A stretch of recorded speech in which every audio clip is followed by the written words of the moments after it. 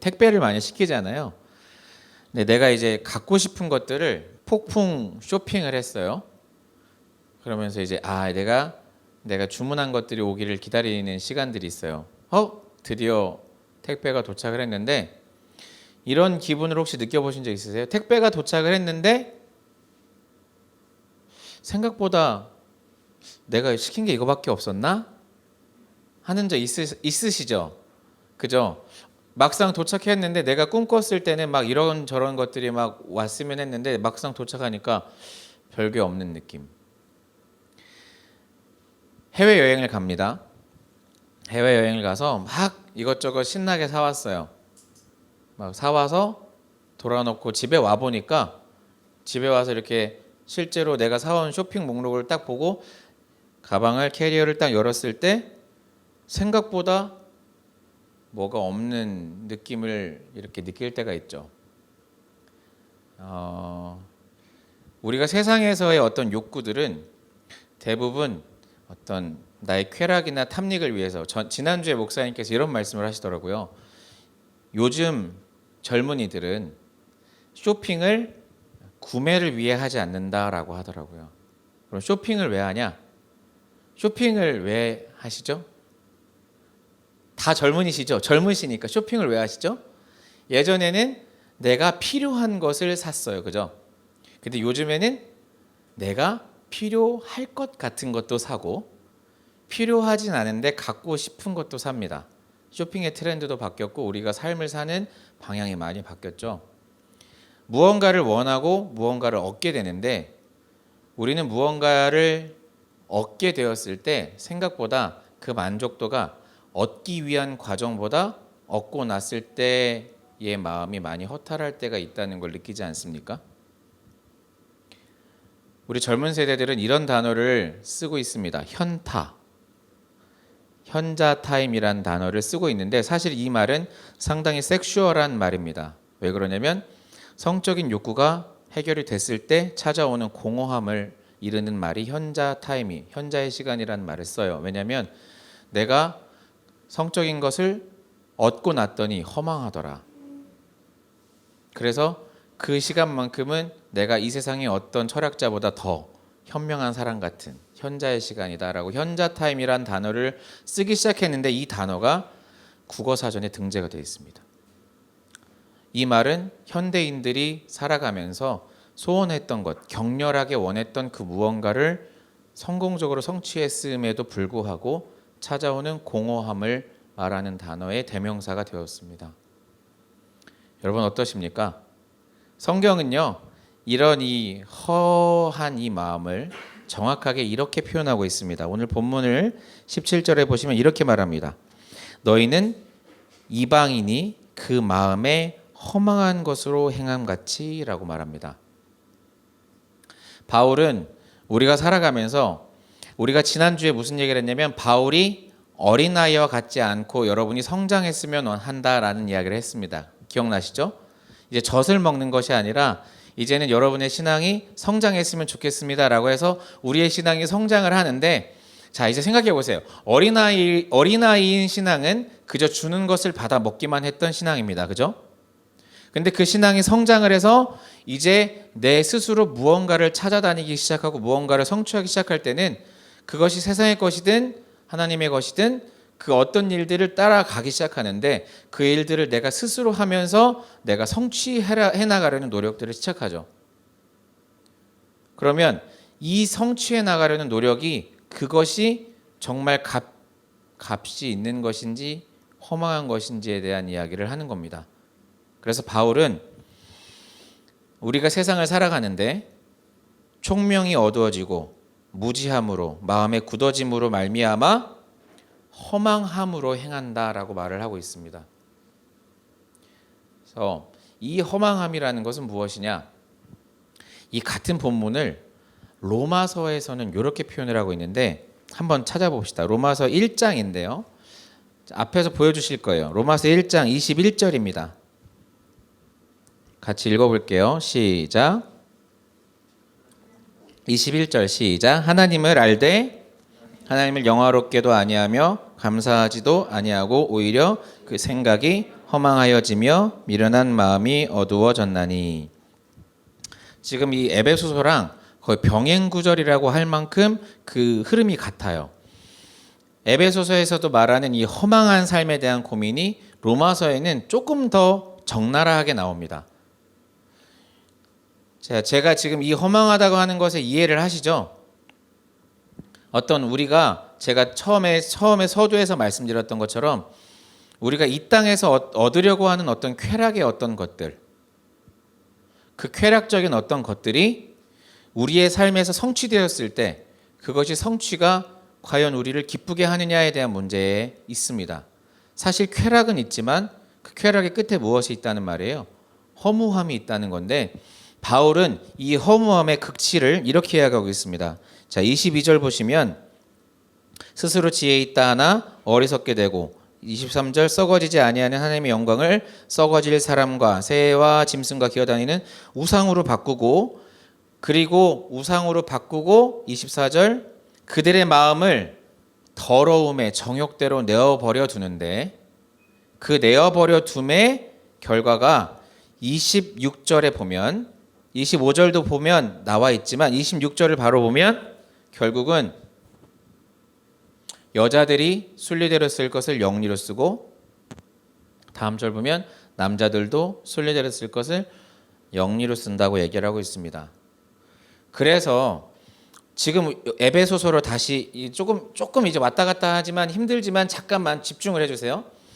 에베소서에서도 허망한 그 어떤 것을 통해서 하나님을 버리고 어리석음으로 아둔함으로 내어 버려져서 이 땅에서 그냥 자기가 하고 싶은 정욕대로 사는데, 에베소서에서는 이렇게 말합니다. 감각 없는 자가 되어 자신을 방탕에 방임하여 모든 더러운 것을 욕심으로 행하되 라고 나와 있지만, 로마서에서는 자기 마음대로 행하는 것의 표본을 동성애로 말하고 있습니다.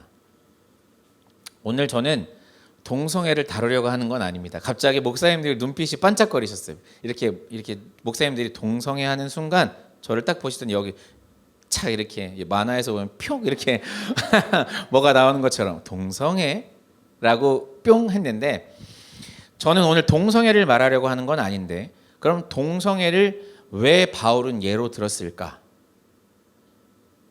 저는 이런 생각을 했습니다. 어떤 생각이냐? 쾌락의 극치에서 오는 허무함의 대명사는 동성애일 수 있습니다. 자, 이 이야기를, 저를 보세요. 동성애 이야기는 매우 신중하게 해야 됩니다. 자, 일단 동성애가 죄예요, 아니에요? 동성애가 죄예요, 아니에요?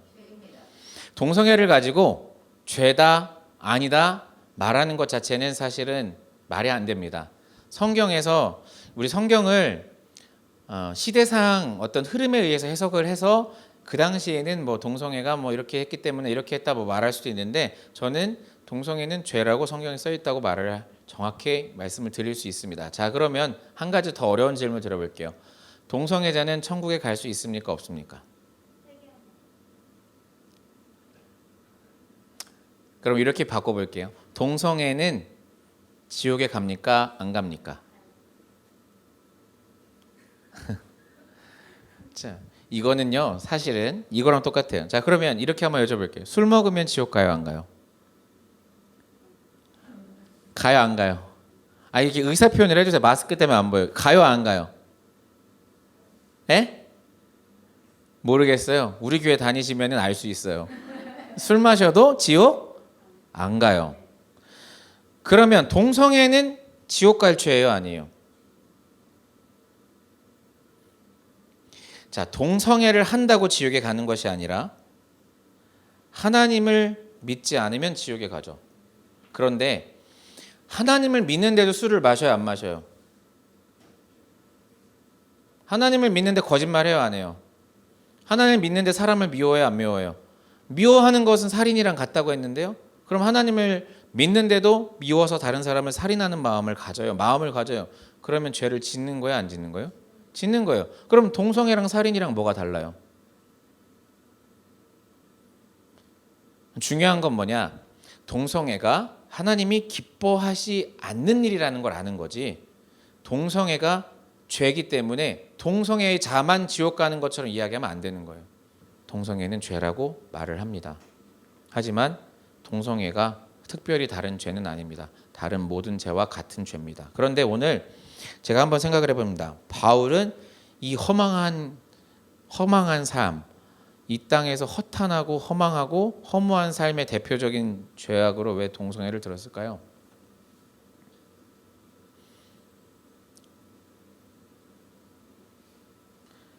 그 끝이 쾌락뿐이면 성의 기능은 의미가 있습니까? 마약을 하시는 분들이 한 번 마약을 하는 사람은 있지만, 그죠? 마약을 끊어내기가 왜 힘들어요? 마약에 주는 극도의 쾌락이 있지만 이런 얘기도 들어보셨습니까? 마약 뒤에 오는 허탈함이 싫어서 또 다시 한다고. 여러분, 성관계도 마찬가지입니다. 쾌락을 위한 성관계는 한 번이 될 수는 없습니다. 자, 오늘 내가 이 쾌락을 맛봤기 때문에 이 정도 쾌락이면 만족하고 이 다음은 없어도 되라고 하는 쾌락은 없습니다. 이 세상에. 오늘보다 더 센 쾌락을 내일 원하고 내일보다 더 센 쾌락을 그 다음날 원하는 게 인간입니다. 그래서 바울은 이렇게 말을 하고 있는데, 이 똑같은 장을 더 다른 번역으로 제가 한번 읽어드리겠습니다. 이렇게 에베소서 4장 17절부터 19절을 유진 피터슨 목사님은 이렇게 이야기하십니다. 그들은 똑바로 생각할 줄 모릅니다. 감각을 잃어버린 그들은 성에 집착하고 온갖 종류의 변태 행위에 중독되어 있습니다. 라고 말합니다. 이 에베소서 말씀을 유진 피터슨 목사님은 우리는 에베소서를 개역 개정에서는 성에 대한 단어가 하나도 없지만 이 허망한 것, 그리고 감각이 없어서 자기를 방탕함에 방임하여 더러운 것에 욕심대로 행하게 내어두는 것의 그 끝을 변태와 같은 삶이라고 말을 합니다. 그런데 이게 왜 중요하냐? 허망한 뿐이라는 겁니다. 그럼 저를 한번 보시면 이 시대는, 바울이 이렇게 말을 하는 이 시대는 어떤 시대냐? 한번 저를 보시면 이 시대에는 로마 시대입니다. 그럼 바울이 이 말을 외치고 고백할 수 있는 시대는 동성애가 흔하던 시절이에요? 흔치 않던 시절이에요? 제 질문의 답은 대부분 1번입니다. 흔하던 시대예요? 흔치 않던 시대예요? 흔하던 시대예요. 심지어는 네로 황제도 동성애. 그다음 조금 있으면 이제 여러분 바울을 죽인 황제도 네로잖아요. 근데 네로의 시대에 동성애는 흔한 일이었고 네로도 동성애인 배우자라고 해야 될까요? 동성애 배우자가 있었고 로마의 황제들이 자기 동성애인 이게 또 뭐라고 해야 돼요? 동성애인 배필이라고 해야 돼요? 동성애인 배우자를 위해서 도시를 지어주기도 했어요. 그러면 바울이 이 말을 할 때는 지금보다 동성애가 사회적으로 상당히 보편화되어 있는 죄라고 여기지 않았던 시절의 죄인 거죠. 그럼 바울이 이 말을 했다는 것은 시대상으로 구별할 때는 죄가 아닌데 뭐 이렇게 얘기한 거야, 이런 어떤 타협과 어떤 편의는 필요가 없습니다. 동성애는 죄입니다. 바울은 동성애를 죄라고 말하기 어려운 시대에 말을 한 거죠. 죄라고. 여러분의 삶에서의 이 허망한 가치들은 무엇이 있습니까? 무언가 끊임없이 노력하고 도전해서 쟁취했는데 이 땅의 것들에서 느꼈던 허망함들이 있지 않으십니까? 어떤 게 있습니까? 공부를 너무 열심히 했더니 허망하더라. 혹시 아니면 내가 너무 열심히 해서 뭔가를 준비했는데 그 끝이 내가 생각했던 것과 다른 적이 있지 않습니까? 그래서 저는 예전에 저희 회사의 선배와 같이 어떤 그 목사님의 동영상을 딱 보고 나서 이런 단어를 썼습니다. 여러분은 이 세상을 나그네로 살아가고 있습니까? 이 세상이 마지막 종착지처럼 살아가고 있습니까? 라는 영상이었는데 거기서 그 목사님이 이런 표현을 쓰시더라고요. 따라해 보실까요? collecting shell. collecting shell. collecting shells. 쉘이 뭐예요? 조개 껍질. 우리가 조개 껍질을 이제 좀 있으면 제주도도 갈 거고 또 뭐 하와이도 갈 거고 네, 마이애미도 갈 수 있는데 거기서 막 갈 때 뭐를 가져와요? 돌도 주워오고 조개도 가져와요. 조개 껍질을 주워와요. 열심히 가져옵니다. 자, 모았어요. 실컷 모았어요. 그거 집에 딱 갖고 오면 뭐가 돼요? 아니 너무 그렇게 여기 아이들은 안 그럴 수도 있는데 엄마의 마음은 이래요. 역시 열심히 모아서 갖고 오면 저는 그래서 저희 아내한테도 가끔 이러죠. 오빠 이거 사고 싶다. 왜? 그냥 예쁜 쓰레기가 갖고 싶다. 이런 말 하는데 예쁜 쓰레기 열심히 챙겨와서 집에 갖고 와서 그걸 보면 와 이거 내가 왜 사왔지? 분명히 거기서는 비싼 돈을 주고 사고 거기서는 값어치 있을 것 같았는데 마치 무엇과 같아요? 정말 우리가 죽고 나서 본향에 갔을 때는 야, 그거 왜 그렇게 열심히 했냐? 컬렉팅 쉘. 네, 우리 안에 유행어가 될 수도 있는데 저는 컬렉팅 쉘을 마치 부질없는 것의 대명사처럼 썼습니다. 그래도 우리 한번 조개 주스러 가볼까요? 로마 시대 때도 마찬가지입니다. 로마 시대 때는요, 이 쾌락이 더 강렬한 쾌락을 원하게 됐습니다. 팍스 로마나라고 해서 로마가 안정되기 시작하고 200년 동안의 아우구스티누스 이후에 200년의 평화의 시대가 옵니다. 그러면서 로마가 양극화가 돼요. 귀족들은 더 잘 살고 더 잘 살고 서민들은 더 못 살고 더 못 살게 되었어요. 그래서 귀족들은 귀족들을 위한 문화가 필요했고 서민들은 서민들을 위한 문화가 필요했어요. 여러분이 잘 알고 있는 전차들이 부셔지는 전차 경기, 그 다음에 스파르타쿠스 같은 검투사들이 나와서 정말로 그곳에서 목숨을 내놓고 싸우는 경기들, 그리고 그것이 지나가다 나중에는 기독교인들이 산채로 불태워지기도 하고 짐승에게 잡아먹히기도 하는 그런 일들을 로마는 쾌락으로 즐겼습니다. 바울은 말합니다. 그 쾌락의 절정에 있는 사람들에게 말합니다. 그 모든 쾌락은 허망하다.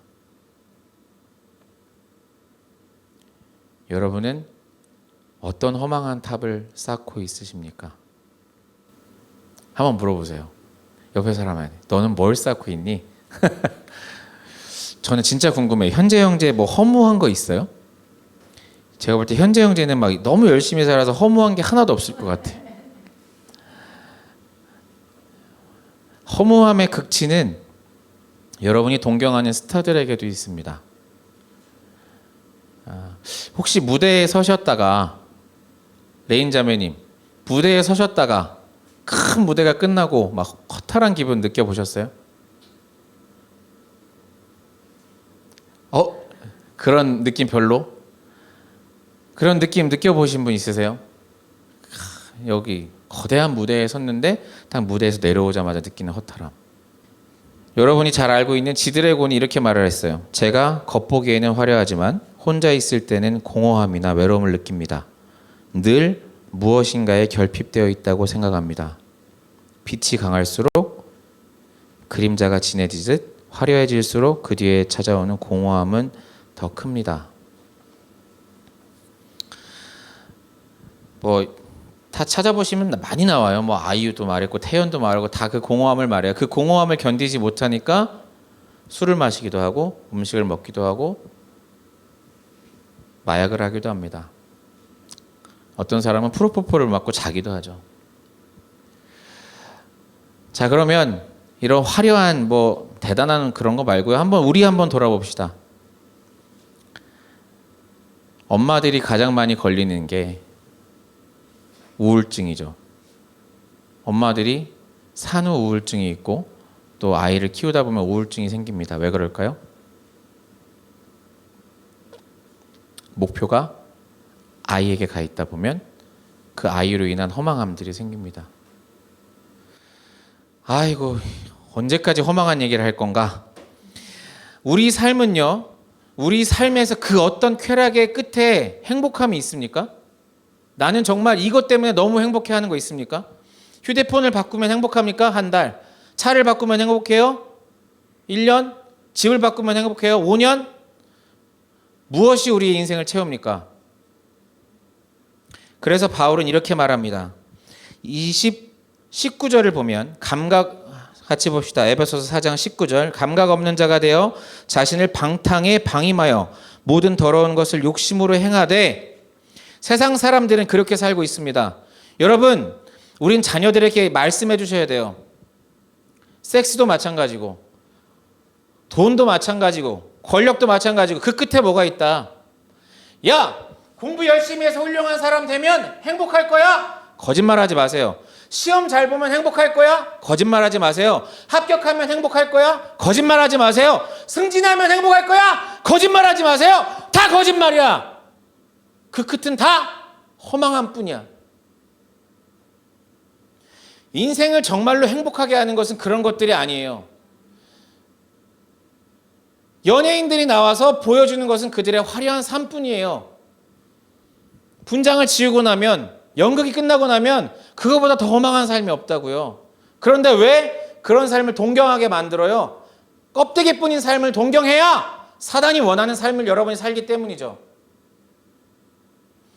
여러분에게 원하는 것은 사단의 노략이지, 사단이 여러분의 삶을 그렇게 이끌어가서 그것으로 여러분이 행복할 수 있냐? 절대 그렇지 않습니다. 그런데 여전히 우리는 어떻게 해요? 우리 아이들 되고 싶은 사람 1위가 뭐예요? 연예인. 2위가 뭐예요? 지금은 다시 1위가 뭐예요? 유튜브 제작해서 뭐예요? 인기 얻고 돈 많이 벌면 이 세상에서 모든 게 해결될 줄 알아요. 그러면 인기를 얻고 돈 많이 벌면 다 해결될 것처럼 살면 그 부자들은 왜 죽고 그 연예인들은 왜 자살을 해요? 정말 그게 전부인가? 그래서 바울은 이렇게 얘기합니다. 20절 따라 읽어봅시다. 같이 읽어봅시다. 오직 너희는, 같이 해볼까요? 너희는 그리스도를 그같이 배우지 아니하였느니라. 너네들 그렇게 안 배웠어라는 거예요.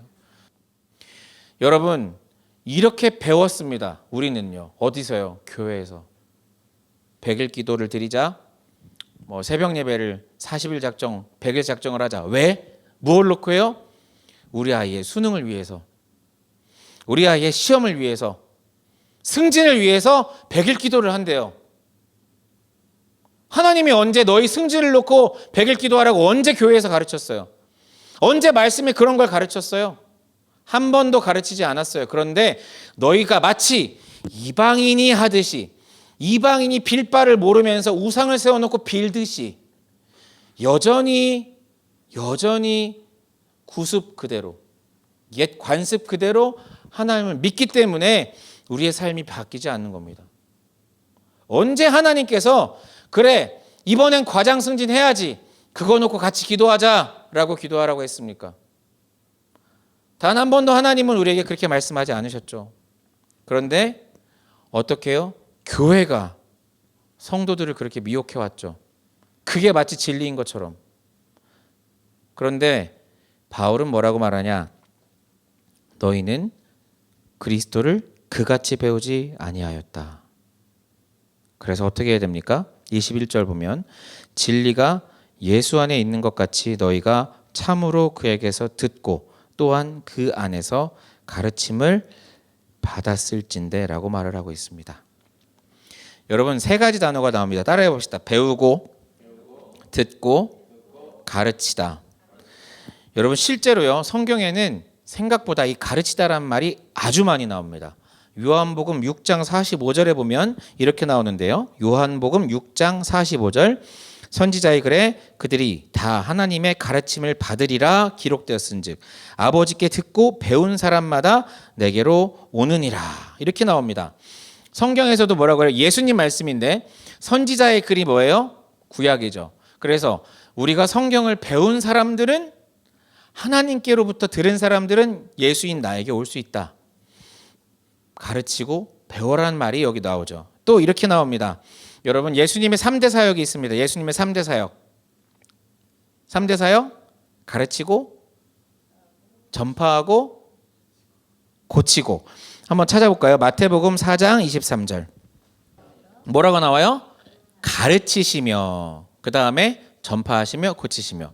여러분, 이 세 가지 단어 중에 제일 먼저 나오는 게 뭐예요? 가르치시며. 요 4장 23절이 이렇죠. 근데 마태복음 9장 35절도 똑같이 나와요. 여기는 온 갈릴리에 두루 다니면데 마태복음 9장에서는 모든 도시와 마을을 두루 다니시는데 거기서 가장 먼저 하신 게 뭐다? 가르치신 겁니다.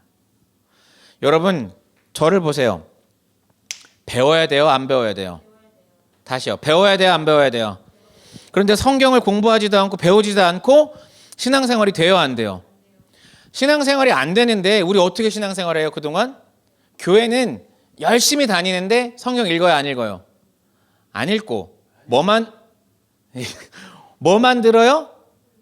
설교만 듣고 설교를 바탕으로 살아요. 물론 설교가 정말 진실되고 정말 하나님 앞에 하나님의 말씀을 그대로 대언하기만 하면 좋아요. 제 설교도 그랬으면 좋겠습니다. 저도 그런 말씀만 전하고 싶어요. 하지만 제가 전하는 말 중에 다 진리가 아닐 수 있잖아요. 그러니까 늘 우리는 뭘 해요? 말씀 안에 가까이 가야 되고 예수님이 진짜로 우리의 삶에 무언가를 원하시는가를 고민해야 돼요. 그런데 우리는 그렇게 해요, 안 해요? 그냥 성경 공부하고 제자훈련하고 제자훈련 교재에 써 있는 게 답인 것처럼 생활을 하죠. 성경을 찾지 않고 진리가 무엇인지 고민하지 않고. 그런데 예수님께서 뭐라고 하세요? 예수님께서도 배워야 하기 때문에 가르친다고 했습니다. 자, 그러면 이 배운다는 개념이 있는데 여러분, 공부를 해야 돼요? 배워야 돼요? 우리의 문제점이 뭐예요? 성경을 늘 공부만 했다. 왜요? 공부는 뭐예요? 이게 미분과 적분이 살면서 쓰일지 안 쓰일지 모르겠지만 일단 선생님이 공부해서 배우라고 하니까 가르쳐 주니까 배우는 미분 적분과 내가 정말 살면서 이것이 없으면 생존의 문제가 있는 것들을 배우는 것과는 다르죠. 그런데 우리는 성경을 공부하지 않고 배웠으면 좋겠습니다. 아멘. 그래서 배우는 것은 우리가 성경이 우리 몸에 배어가는 것, 성경이 우리 삶에 배어가는 것을 뜻합니다. 그래서 에베소서 4장 20절에선 이렇게 말합니다. 따라해 볼까요? 오직 너희는 그리스도를 그같이 배우라.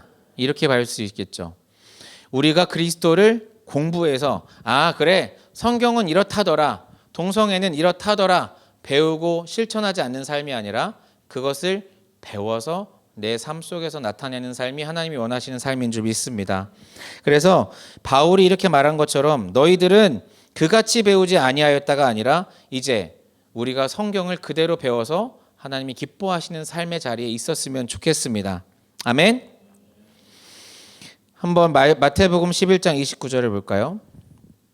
나는 마음이 온유하고 겸손하니 나의 멍에를 메고 내게 배우라. 그리하면 너의 마음이 쉼을 얻으리라. 여러분, 그래서 예수님도 늘 말씀을 하셨는데 우리는 이거를 좀 간과하고 살아요. 배움에 좀 게을리할 때가 많습니다. 한번 여쭤볼까요? 성경 공부가 내 삶에 닿아야 의미가 있어요. 그죠? 한번 제가 여쭤볼게요, 집사님. 성경 공부할 때 성경 공부가 삶에 찔림이 있어요, 없어요? 네? 많아요. 자, 성경을 공부하는데 찔림이 있어요. 그러면 찔리니까 덮자. 그것은 정말 하나님이 기뻐하시는 삶의 목표인가요? 만락교회 김병삼 목사님께서 이런 말씀을 하셨다고 합니다. 분당에 가면 크고 좋은 교회들이 많아요. 목사님께 한 성도가 그렇게 편지를 썼다고 했나, 고백을 하더래요. 뭐라고 했냐? 목사님, 제가 여러 교회를 다녔는데 제가 이 교회를 등록한 이유가 있습니다. 그래서 왜 등록하셨습니까? 그랬더니 그 성도가 그러더래요. 목사님 설교가 제일 불편했습니다. 그러더래요. 근데 우리는 어떤 설교를 찾아 다니나요? 내가 내 맛에 맞는 설교. 예를 들면 술을 많이 마시는 집사님들, 할 수 없이 접대를 위해서 술을 많이 마셔요. 그러면 어떤 목사님하고 같이 있고 싶어요? 술 마시는 거 뭐라고 안 하는 목사님과 같이 있고 싶잖아요. 마치 아주 단편적인 예지만 여러분이 성경을 읽고 마음에 찔리고 마음에 답답하면 덮지 마시고 그걸 위해 기도하셨으면 좋겠습니다. 우리는 그러고 싶을 때가 많아요.